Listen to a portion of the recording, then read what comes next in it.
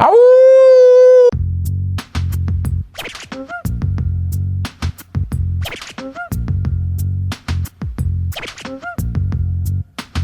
on en cause cette semaine en Charente, un loup gris gambade en ce moment dans le sud de notre département. La bête a été filmée lundi à Gurat, près de Villebois-la-Valette, en train de dévorer des enfants. Et là, la grand-mère, elle se fait bouffer par le loup. Alors on n'est pas encore sur un remake du Petit Chaperon Rouge, mais je serai vous, j'éviterai quand même de me balader avec une cape rouge sur le dos, de construire une maison en paille ou de me déguiser en mouton. Mais non, en vrai, l'Office français de la biodiversité assure que le loup gris n'agresse jamais les humains. C'est mine de rien un petit événement, on n'avait pas observé de loup depuis 1926 en Charente. Il n'y avait même pas Instagram à l'époque.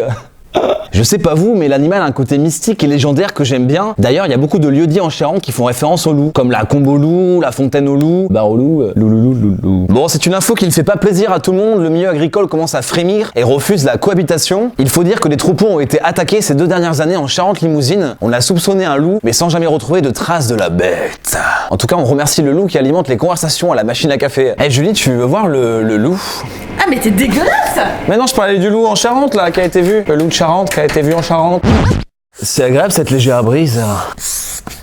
Coup de casque cette semaine à l'école de vélo de Bel-Air-la-Grand-Fond à Angoulême. Tous les mercredis, les écoliers du quartier apprennent les bases du VTT grâce au centre social Le Cage.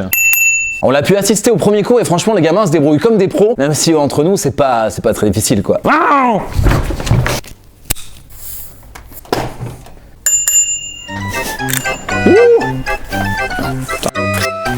Ça va Antoine? Impeccable, je vais en reportage. Bon, la technique c'est bien, mais les gamins apprennent surtout à rouler en toute sécurité, car une expédition va être organisée au printemps. Et pour ceux qui veulent pédaler toute l'année, une école existe dans le quartier de Bel-Air-la-Grand-Fond depuis septembre. On vous mettra le lien sous la vidéo. La priorité là!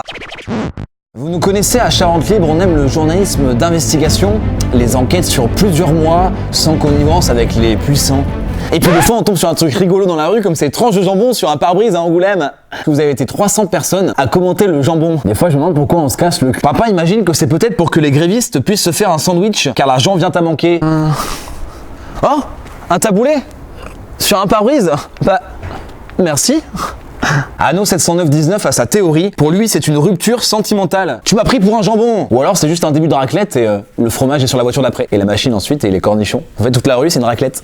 Et enfin, on a Anonyme qui nous dit, malgré tout, c'est plus propre qu'une attaque au couteau, non? Alors, oui, en effet, c'est plus propre que tuer des gens, jeter du jambon sur un pare-brise. Voilà, j'espère que je te tais pas dans mes amis anonymes ou dans mes ex. C'était l'épisode 55 de l'Électron Libre, une petite dédicace à Isia et Juju qui nous ont prêté leur vélo. Merci les filles et surtout, attention au loup. Ah ouh!